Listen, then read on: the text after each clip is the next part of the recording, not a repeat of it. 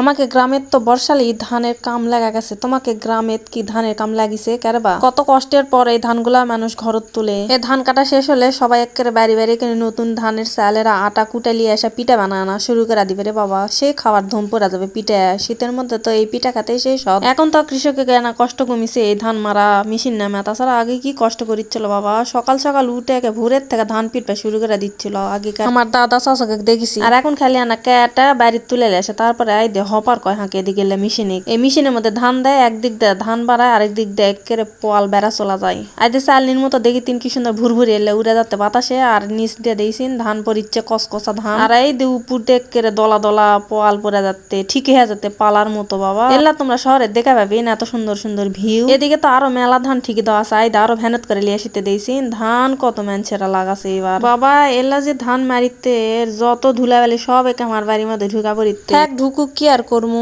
সারাদিন একাই থাকে, কোনো কাজ কাম নাই, এলাই নয় সাফ করা নয়, এই সময় কাটামনি। আমার ভিডিও যদি তোমাকে ভালো লাগা থাকে অবশ্যই লাইক কমেন্ট করে যাবেন।